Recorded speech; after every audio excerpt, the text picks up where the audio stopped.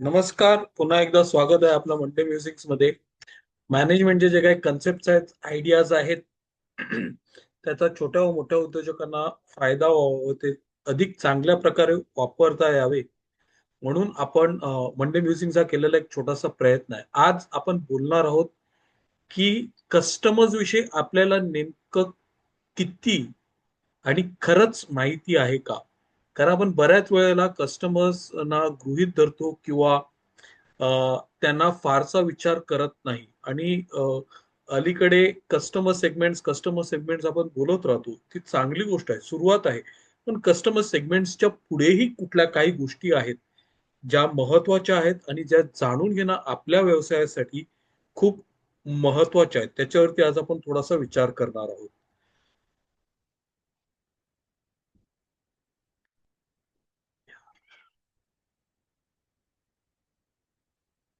So एक minute हा.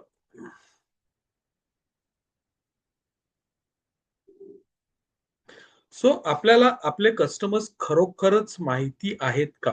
आता नॉर्मली जेव्हा आपण कस्टमरचा डेटा ट्रॅक करतो, त्यावेळेला आपण बऱ्याच वेळेला ऐकले असेल कस्टमर सेगमेंटेशन. आपण बिझनेस मॉडेल कॅनव्हास डिस्कस केलेलं आहे. त्याच्यामध्ये सुद्धा एक गोष्ट डिस्कस केलेली, की कस्टमरचे डेमोग्राफिक्स, त्याचे सायकोग्राफिक्स म्हणजे त्याचा ॲटिट्यूड, बिहेवियर आणि ॲक्शन्स ह्या महत्त्वाच्या आहेत. तो कुठल्या इन्कम ब्रॅकेटमध्ये आहे, कुठल्या इंडस्ट्रीमध्ये काम करतो, बायिंग कॅपॅसिटी त्याची किती आहे, पर्चेसिंग पॉवर काय आहे, या सगळ्या गोष्टी आपण ट्रॅक करू असं ठरवतो आणि आपण बऱ्याच वेळेला या गोष्टी ट्रॅक करतो सुद्धा. पण या गोष्टी एका महत्वाच्या बाबतीत कमी पडतात, त्या म्हणजे त्या आपल्याला नेमकं सांगत नाही की कस्टमर आपल्याकडूनच ती प्रोडक्ट किंवा ती सर्व्हिस का घेतो. आता एखाद्या कस्टमरचं इन्कम ब्रॅकेट दर महिन्याला 1,00,000 रुपये आहे. आता त्याचा 1,00,000 रुपये इन्कम ब्रॅकेट हा माझ्यासाठी उपयुक्त असं डेमोग्राफिक आहे. कदाचित माझा प्रोडक्ट तो घेऊ शकतो किंवा नाही घेऊ शकत याची मला कल्पना येते. पण तो माझाच प्रोडक्ट किंवा दुसऱ्या कोणाचा जरी प्रोडक्ट घेतला, त्याने तो तो का घेणार आणि कशासाठी घेणार, ही गोष्ट मात्र स्पष्ट होत नाही. आणि त्याच्यामुळे आपल्याकडे कस्टमर विषयी इन्फॉर्मेशन असते, ती नेहमीच पुरेशी ठरत नाही आणि त्या इन्फॉर्मेशन किंवा जी माहिती आहे, त्याचे डेमोग्राफिक, सायकोग्राफिक, ॲटिट्यूड, बिहेवियर, आपण कस्टमर पर्सोनाविषयी पण बोललेलो. तो कस्टमर पर्सोना तयार करून त्याचे एक पाऊल पुढे जाऊन विचार करणं खूप गरजेचं आहे, की माझा कस्टमर कशाप्रकारे वागू शकतो, बोलू शकतो, चालू शकतो आणि तो जर एखादी गोष्ट घ्यायची झाली तर का व कुठल्या कारणांसाठी घेईल, याची माहिती आपल्याला असणं गरजेचं आहे.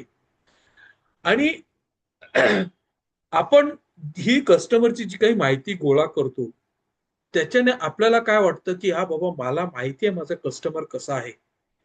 मी एक कस्टमर पर्सोना तयार केलेला आहे. चांगली गोष्ट आहे. तो कस्टमर पर्सोना तुम्ही तपासून पाहिलेला आहे का? त्या कस्टमर पर्सोनाचं वागणं, उठणं कसं असेल आणि तो तसाच वागतोय की नाही हे टेस्ट करून पाहिलेलं आहे का? आम्ही प्रीमियम सेगमेंटचे कस्टमर्स टार्गेट करतोय किंवा वर्किंग प्रोफेशनल्सना टार्गेट करतोय, वर्किंग हाऊसवाईफना टार्गेट करतोय. चांगल्या गोष्टी आहेत. पण ह्याच्यामुळे तो निर्णय कसा घेतो, कशासाठी घेतो, केव्हा घेतो, ही गोष्ट आपल्याला स्पष्ट होत नाही. आणि तो निर्णय घेण्यासाठी कुठल्या गोष्टी कारणीभूत ठरतात, हे स्पष्ट होत नाही. आता Swiggy किंवा Zomatoवर ऑर्डर करणारा जो काही वर्ग आहे, ते सगळे Swiggy आणि Zomatoवरून का ऑर्डर करतात, ह्याचं आपल्याला काही माहिती नाही आणि ते नेमकं कधी ठरवतात, की आज मात्र मी Swiggyवरून जेवण ऑर्डर करणार आहे. हे आपल्याला कधी व कशाप्रकारे माहिती पडतं, हे मात्र तेवढं तितकंसं स्पष्ट होत नाही. म्हणून आपण एका भ्रमाखाली असतो किंवा एका समजुतीखाली असतो, की आपल्याला आपल्याला कस्टमरला काय हवंय ते आपल्याला माहिती आहे. पण ते नाही होत. जो डेटा आहे, तो आपल्याला पॅटर्न दाखवतो, की हा महिन्यातनं 4 वेळा घेतो, हा महिन्यातनं 2दाच घेतो, हा दररोज घेतो. हे पॅटर्न्स झाले. पण त्याची जी डिसिजन मेकिंग स्टाईल आहे किंवा निर्णय प्रक्रिया आहे किंवा तो का घेतोय, याच्या मागचं जे का आहे, त्या ह्या गोष्टी स्पष्ट करत नाहीत. आणि म्हणून कस्टमरला आपण खरंच ओळखतो का आणि कशा प्रकारे ओळखतो याचा थोडा वेगळ्या पद्धतीने विचार करणं गरजेचं आहे. आता आपल्याला कस्टमर का हे करतो? आपल्याकडे का येतो? तर त्याला सोल्युशन हवं असतं म्हणून तो येतो. राइट? तो आपला प्रॉडक्ट किंवा आपली सर्व्हिस नाही घेत विकत. त्याला सोल्युशन हवं असतं. आता हे सोल्युशन काय आहे? त्याचा काहीतरी प्रॉब्लेम आहे. माझ्या घरी माझ्या प्रॉपर स्पेस नाहीये किंवा माझं फर्निचर जुनं झालेलं आहे. फर्निचर जुनं झालेलं आहे हा प्रॉब्लेम आहे. मला माझा कस्टमरचा किंवा माझ्या एम्प्लॉईजचा डेटा किंवा त्यांच्या प्रॉडक्टिव्हिटीचा डेटा प्रॉपर ट्रॅक करता येत नाही. म्हणून मी पुढे माझ्या कस्टमरला चांगली सर्व्हिस देऊ शकत नाही. ही झाली अँक्साइटी. माझा व्यवसाय कसा चाललेला आहे? माझा नफा तोटा जो काही आहे तो काय, किती आहे आणि नेमका तो तसा का आहे? हे मला समजून घ्यायचं आहे किंवा माझे टॅक्सेस जे आहेत, ते मला कमी करायचे आहेत. हे सगळे प्रॉब्लेम्स आहेत. हे सगळ्या गोष्टी सोल्युशन्स आहेत, राइट? आणि काहीतरी त्रासदायक आहे किंवा सारखी करावी लागणारी गोष्ट मला टाळायची आहे आणि त्याच्यासाठी मला काहीतरी सोल्युशन हवं आहे.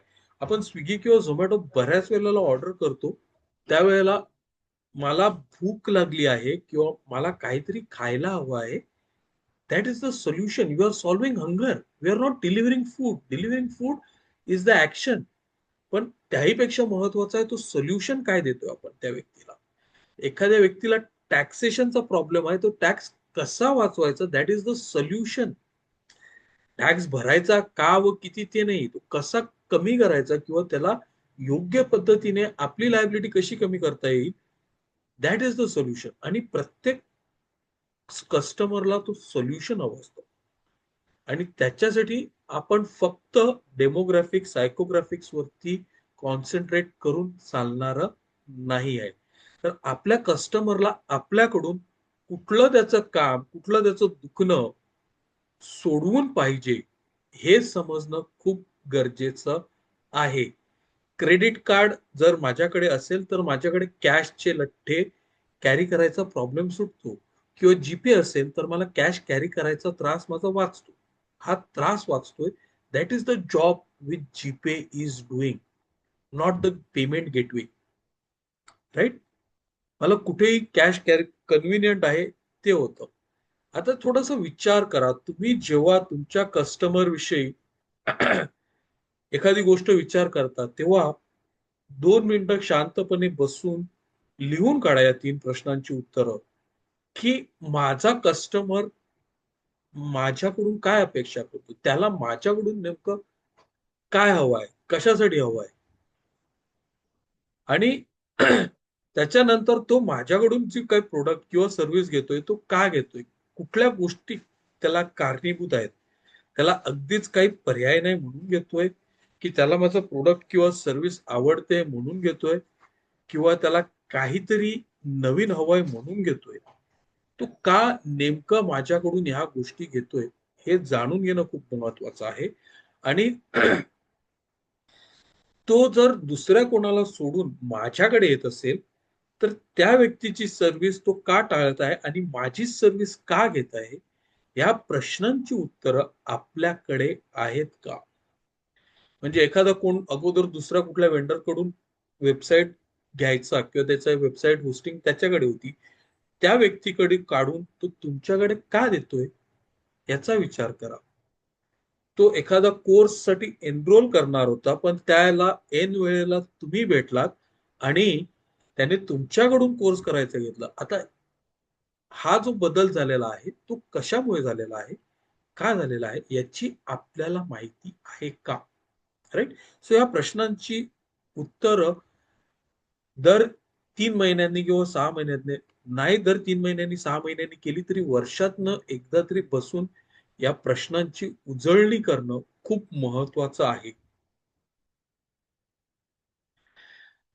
आणि उजळणी करत असताना हे खरंच आहे, की आपली समजूत आहे, आपली अझम्पशन मला वाटलं, मी पाहिलं, मी असं ऐकलं होतं, मी तसं केलं होतं, हे आपले अझम्पशन्स झाले. अझम्पशन्सवर आपण कस्टमर्सना फक्त गृहीत धरू शकतो. त्यांना समजून घेऊ शकत नाही.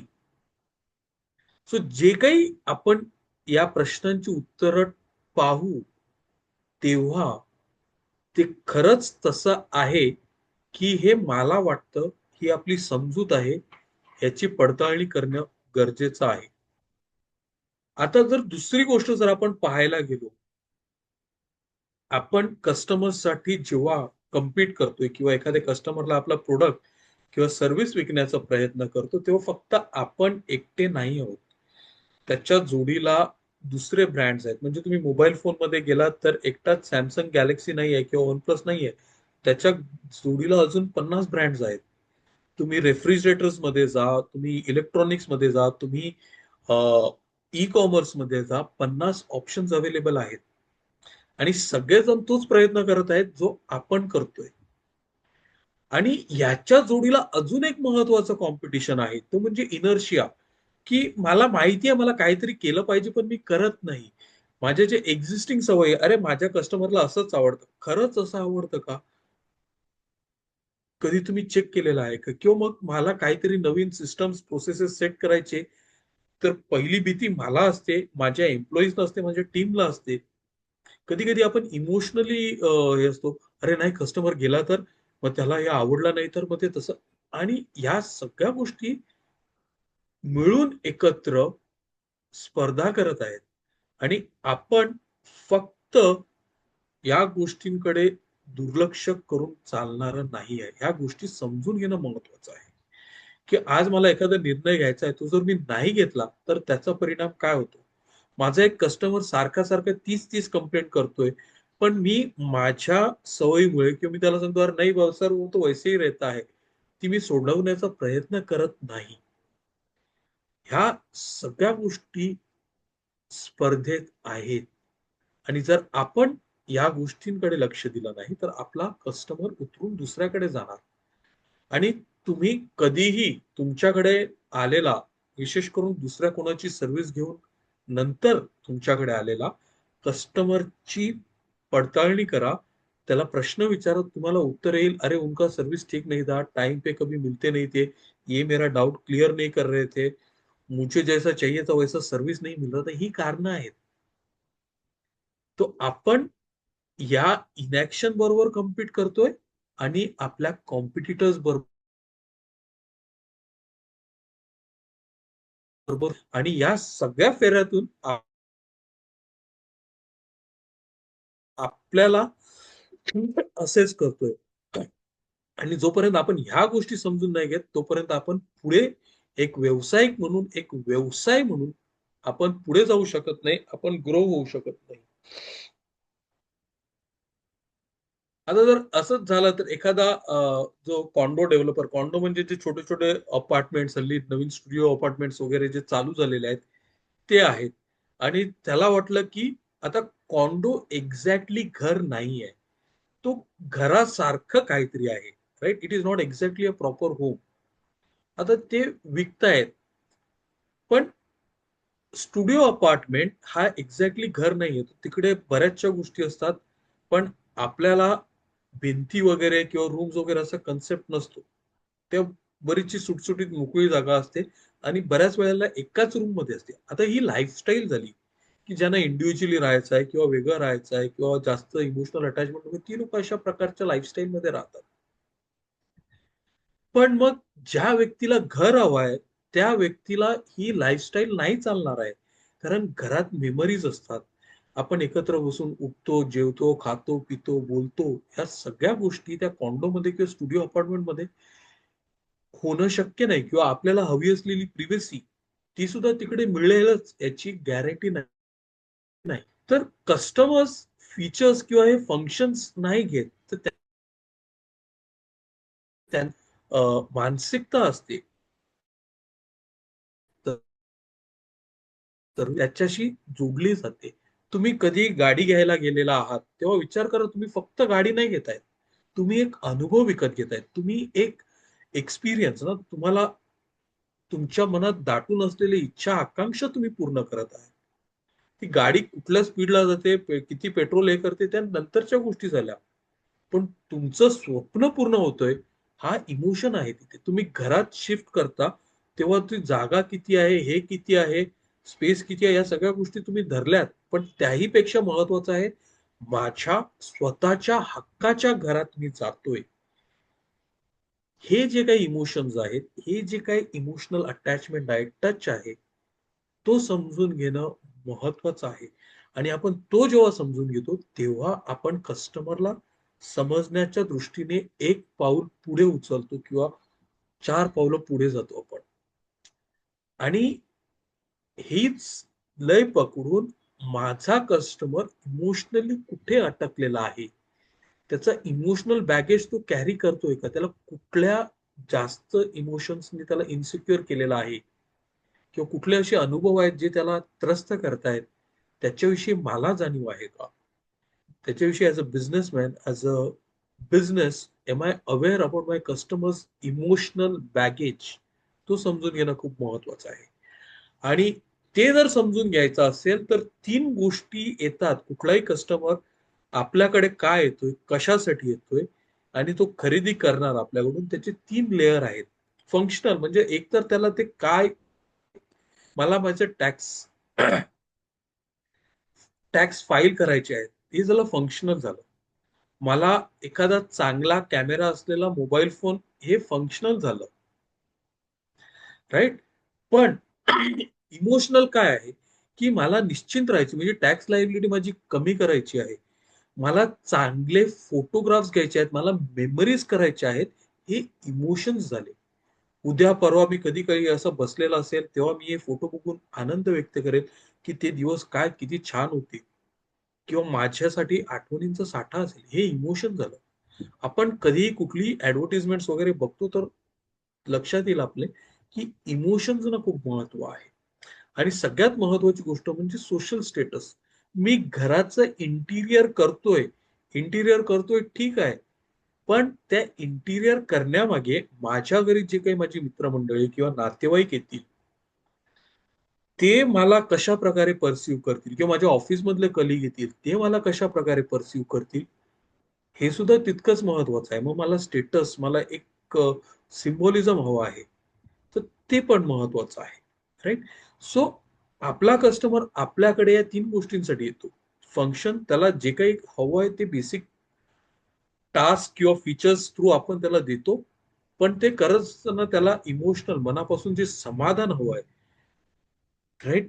ती जी बॉन्ड आहे किंवा अटॅचमेंट आहे, ती देण्याचं आपलं काम आहे. आणि हे सगळं करत असताना बाकीची लोकं त्याच्याकडे, त्याचे कॉम्पिटिशन किंवा त्याचे कलीग्स, त्याचे मित्रमंडळी, नातेवाईक कुठल्या नजरेने, कशाप्रकारे पाहतात, हे सुद्धा तितकंच समजून घेणं महत्वाचं आहे.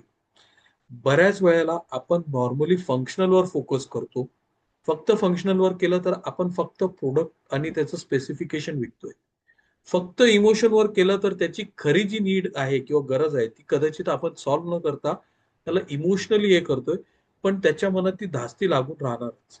आणि सोशल जर ॲस्पेक्ट आपण विचार नाही केला, तर चार चौघात फिरताना त्याला कसं वाटणार आहे किंवा त्याला काय जाणवणार आहे, त्या दृष्टीने सुद्धा तो आपल्याला बिझनेस देण्यापासून मागे पडू शकतो. जसं आता उदाहरण द्यायचं झालं, तर तुम्ही एखादं सीआरएम सॉफ्टवेअर घेता. तेव्हा तुम्ही सीआरएम सॉफ्टवेअर डेटा फीड करण्यासाठी नाही घेत, की माझा कुठला कस्टमर किती बिझनेस देतोय किंवा काय नाही. पण तुमच्या प्रोसेसेस कुठे अडतायत, तुम्ही कुठे स्ट्राँग आहात, कुठे नाही आहात, तुमच्याकडे सीआरएम आहे आणि तुमच्याकडे सीआरएम नाही आहे, हे जेव्हा तुम्ही कस्टमरला सांगता, तेव्हा त्याचा तुमच्याकडे बघण्याचा दृष्टिकोन कसा आहे? आणि तुम्ही सीआरएम कुठल्या कंपनीचं, म्हणजे आज घडीला जर तुम्ही कोणाला सांगितलं, की मी Salesforceचं सीआरएम वापरतो, सडनली त्याची तुमच्याकडे बघण्याची दृष्टी बदलते. तसंच iPhoneचं पण एक्झाम्पल घ्या, राइट? iPhone तुम्ही घेतला, पण तुमच्या हातात iPhone बघून किंवा लेटेस्ट iPhone बघून लोकांचं तुमच्याकडे पाहण्याचा किंवा तुमच्याबद्दल विचार करण्याचा दृष्टिकोन बदलतो. So we are not just selling something. We are bundling the experience, the image, the challenges which are going to be solved along with that. तुमचा कुठला कस्टमर जो आहे, त्याचं असं कुठले जे डायमेन्शन्स आहेत, ते तुम्ही त्याच्यासाठी इमोशनल, सोशल आणि फंक्शनल कुठले डायमेन्शन्स तुम्ही टॅकल करतायत, कशा प्रकारे टॅकल करतायत, बसा, विचार करा की मी ही गोष्ट केल्याने माझ्या कस्टमरला इमोशनली, फंक्शनली आणि सोशली या गोष्टी मिळतील किंवा अनुभवता येतील आणि त्याचा त्याला कशा प्रकारे फायदा होईल, त्याच्याने त्याची कशी जी वाढ आहे, त्याची जी ग्रोथ आहे, ती कशा प्रकारे होणार आहे. आता आपण बऱ्याच वेळेला एखादी गोष्ट कस्टमर आपल्याकडे येतो, तो फक्त क्वालिटीसाठी, हो, फक्त क्वालिटीसाठी नाही येत. फक्त क्वालिटीसाठी नाही येत. तसं पाहायला गेलं तर iPhone हा जगातला सर्वोत्कृष्ट फोन आहे, याच्याबद्दल बरेचसे वाद आहेत. तुम्ही काही प्रोडक्ट्स तुम्ही बघितले असतील, they are not the best, but they still sell more. का? राइट? कस्टमर्स फक्त प्राइस नाही, अरे तो कस्टमर ना तो फक्त त्याला प्राइस हवी होती, असं आपल्याला वाटतं. आपण त्याला खोदून त्याचं प्राइस सेन्सिटिव्ह असं आपण त्याला खोदून त्याचं प्राइस सेन्सिटिव्ह असणं कधी विचार केलेला आहे का? किंवा त्याचा जो काही ब्रँड घेतोय, तो फक्त ब्रँड स्टेटससाठीच घेतोय, की त्याच्याने त्याची प्रतिमा जी आहे, राइट? किंवा त्याचं जे एस्टीम जे आहे ते वाढणार आहे त्याच्यासाठी घेतोय. विचार करा. लोक का ह्या गोष्टी करतात? आपण फक्त त्याच गोष्टीत अडकून पडलो तर आपण कस्टमर पासून दूर आहोत. पण त्याच्या पुढे जाऊन विचार केला तर आपण कस्टमरच्या जवळ आहोत, त्याच्या सोबत आहोत. आणि आपण आपल्या कस्टमरला कशा प्रकारे पुढे घेऊन जातो किंवा त्याच्यासाठी काय असं करतोय ज्याच्याने त्याची वाढ होईल आणि त्याच्या वाढीबरोबर आपली वाढ होईल, हे समजून घेणं अगत्याचं आहे. राईट? आता मला वाटतं की आपण बऱ्याच वेळा सांगतो, नाही मला आमचे कस्टमर्स माहिती आहेत, काय आहेत, कसे आहेत, ते आम्ही समजून घेतोय, जाणून घेतोय. पण तसं नाहीये. तुम्ही फक्त किमतीच्याच जोरावरती तुमच्या कस्टमर बरोबर कम्पीट करत आहात. तुम्ही त्याच गोष्टी, रटाळ गोष्टी पुन्हा पुन्हा एकदा पाठ केल्यासारख्या जाऊन कस्टमरला सांगता आणि तुमची प्रोडक्ट किंवा सर्व्हिस विकण्याचा प्रयत्न करता. तुम्ही आहेत त्याच गोष्टी थोड्याफार इकडे-तिकडे सुधारणा करून त्याच पुन्हा कस्टमरच्या माथी मारता. अरे मार्केटच खराब आहे, कस्टमरला काही समजत नाही, त्यांना काही पडलेली नाही, राइट? कस्टमर्सना काही कळत नाही, त्यांना खरी व्हॅल्यू कुठे आहे ती समजत, या सगळ्या गोष्टी रडगाण्या झाल्या. एका ठराविक वेळेपुरती या बऱ्या आहेत. कदाचित मनाला समाधान देणाऱ्या आहेत. पण त्याच्यातून कस्टमरला नेमकं काय हवंय, तो असं कशासाठी करतोय, ह्या गोष्टी आपण कधीच समजून घेत नाही, जाणून घेत नाही. आणि म्हणून ह्या गोष्टींच्या पलीकडे जाणं महत्वाचं आहे. ह्या गोष्टीच्या बेसिसवरती जर आपण आपला व्यवसाय करत असू, तर आपण चुकत आहोत. आपला व्यवसाय योग्य दिशेने चाललेला नाही, याची ती चुणूक आहे आणि ती आपल्या लक्षात येते की नाही, हे समजून घेणं महत्वाचं आहे. तर please go back and ask आणि प्रामाणिकपणे या प्रश्नांची उत्तरं शोधण्याचा प्रयत्न करा. कारण बऱ्याच वेळा नाही, नाही मी असं नाही करत, तो दुसरा करतो, तो नाही. बघा, विचार करा, खोदून-खोदून विचारा आणि सत्य आहे की अझम्पशन आहे ते ठरवा. आणि जर तुम्हाला तुमच्या कस्टमरला खरंच ओळखून घ्यायचं असेल, त्याला समजून घ्यायचं असेल, तर प्रश्न विचारा, what struggle pushes them to act? अशी त्याची कुठली परिस्थिती आहे, अडचण आहे, की ज्याच्यामुळे तो निर्णय घेतो किंवा पुढचं पाऊल उचलतो. बऱ्याच वेळेला लोकांना माहिती असतं ना, म्हणजे तुम्हाला एक सिंपल उदाहरण सांगतो. लोकांना माहिती आहे सिगारेट ही वाईट आहे आणि सिगारेट सोडली नाही तर मला त्रास होणार आहे. जे आजारी असतात तरी सुद्धा ते सिगारेट ओढणं सोडत नाही. का? अशी कुठली गोष्ट आहे जी त्यांना सिगारेट सोडायला लावेल? त्याच व्यक्तीला मात्र अचानक हार्ट अटॅकचा झटका झाला किंवा अ, डॉक्टरांनी सांगितलं आता पुढचे 3 महिने तुमचं काही खरं नाही जर तुम्ही सिगारेट तशा वेळेला ती व्यक्ती जेव्हा सोडते सिगारेट, राइट? ते स्ट्रगल काय आहे, की त्यांना ॲक्शन घ्यायला भाग पाडलं जाऊ शकतं. त्यांची अशी कुठली गोष्ट आहे त्यांच्या मनात इच्छा, आकांक्षा किंवा प्रश्न, डाउट्स आहेत किंवा क्वेशन्स आहेत, जे त्यांना काही करण्यापासून रोखतात. त्याच जोडीला ते कुठली अशी ऑल्टरनेटिव्ह गोष्ट आहे, म्हणजे तुम्ही एकटेच नाही आहेत. आपण मागे थोडंसं बोललो ना, कॉम्पिटिशन आहे, प्रोडक्ट्स आहेत, सर्व्हिस आहेत, फीचर्स आहेत, सगळ्या गोष्टी आहेत. मग अजून बाकीचे कुठले ऑल्टरनेटिव्ह आहेत? तुम्ही नाही तर त्यांचं दुसरं कोणतरी प्रॉब्लेम सॉल्व्ह करणार. आणि प्लीज लक्षात घ्या, एखादं दुखणं जर कस्टमरला असेल, तर तो फक्त आपणच सॉल्व्ह करू शकतो असं नाही आहे. तो दुखणं दुसरं कोणीतरी सॉल्व्ह करत आहे. पण तो चांगल्या प्रकारे करते, किती प्रभावीरित्या करतोय याचा शोध घेणं ही तितकंच महत्वाचं आहे. आणि तुमच्या कस्टमरसाठी तुमचा प्रोडक्ट किंवा सर्व्हिस वापरल्यानंतर जो काही सक्सेस आहे किंवा त्याच्या व्यवसायामध्ये काय फरक पडणार आहे, त्याच्यासाठी काय असं विशेष घडणार आहे, त्याला किती फायदा होणार आहे, what is his definition of success, ask about that. आणि सगळ्यात महत्वाचा प्रश्न जो कधी कोणीच विचार करत नाही, उलट ते झाल्यावरती कस्टमरच्या नावाने बोटं मोडतात, झालं बरं गेला, पैसेच देत नव्हता, हेच करत नव्हता, तेच करत नव्हता, नाही. अशी कुठली गोष्ट आहे जी जर घडली तर तो उद्याच्या उद्या किंवा आज या घडीला मला सांगेल, तुझा व्यवसाय मला नकोय, तुझी प्रोडक्ट मला सर्व्हिस नको आहे. आपण कधी या गोष्टींचा विचार करतो का? जर आपल्याला आपल्या कस्टमरला समजून घ्यायचं असेल, तर त्याच्याकडे जा, बसा, बोला या गोष्टींबद्दल, विचार करा. आणि तुमच्याकडे जो डेटा आहे त्याच्या पॅटर्नच्या पलीकडे जाऊन या गोष्टी जाणवतात का? शोधता येतात का? आणि नसतील येत तर पुन्हा जाऊन कस्टमरकडे जाऊन त्याच्याकडून ती माहिती घेण्याचा प्रयत्न करा. तर सरतेशेवटी हे जर करायचं झालं राईट, तर कशा प्रकारे आपण करू शकतो? कस्टमर्सला तुम्ही विचारता की are you happy with our service, तुम्ही आम्हाला रेकमेंड करणार का, राईट? पण दुसरा प्रश्न बदला ना तुमचे, की तुमच्या व्यवसायात सध्या काय चाललंय, तुमची सगळ्यात महत्वाची अडचण कुठली आहे, तुम्हाला काय प्रॉब्लेम येतोय, तुम्हाला काय नवीन करावं असं वाटतंय, किंवा आमची प्रोडक्ट किंवा सर्व्हिस घ्यावी अशी का वाटली तुम्हाला, तुम्हाला ही कंटिन्यू करावीशी वाटते का वाटते किंवा का वाटत नाहीये. प्रश्न बदला. कस्टमर तुम्हाला उत्तर देईल, कारण त्याचं जर दुखणं असेल तर तो त्या दुखण्यासाठी सोल्युशन शोधतोय. प्रश्न हा आहे की आपण त्या दुखण्याविषयी त्याला प्रश्न विचारतोय का.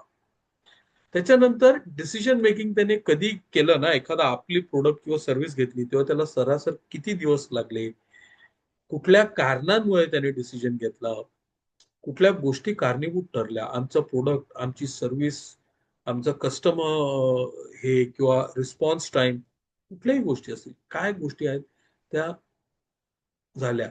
आणि ह्या सगळ्या करत असताना त्याला पुढे मागे काहीतरी झालं असेल, त्याचं फ्रिक्शन म्हणजे अडी-अडचण आल्या, त्याच्या मनात काय भीती होती, त्याला खरंच कुठे कन्फ्युजन होतं, कुठली गोष्ट त्याला स्पष्टपणे पटली नव्हती, हे सगळे विचार करण्याचा, समजून घेण्याचा प्रयत्न करा.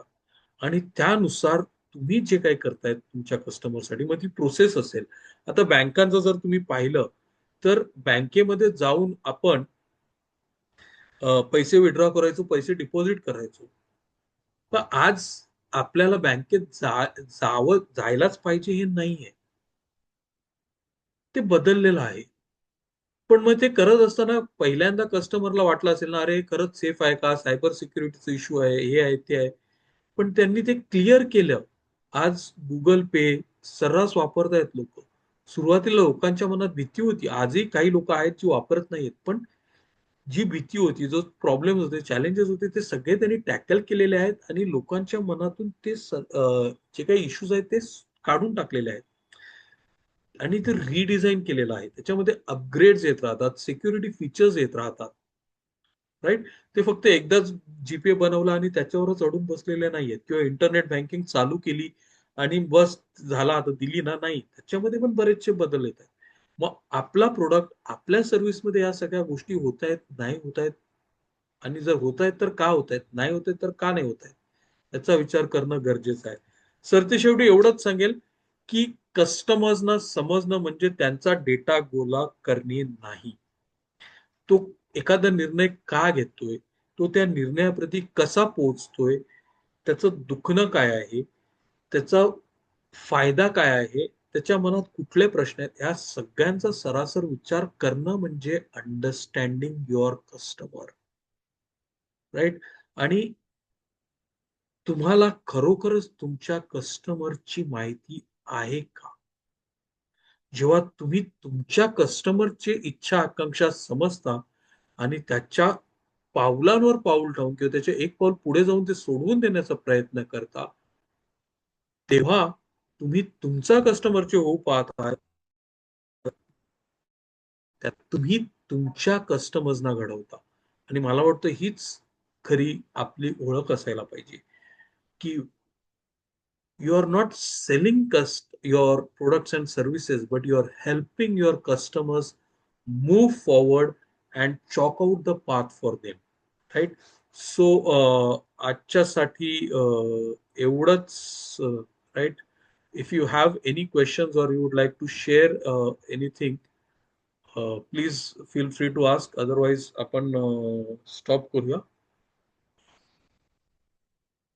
तुम्हाला काही शेअर करायचं आहे किंवा विचारायचं असेल, प्लीज फील फ्री.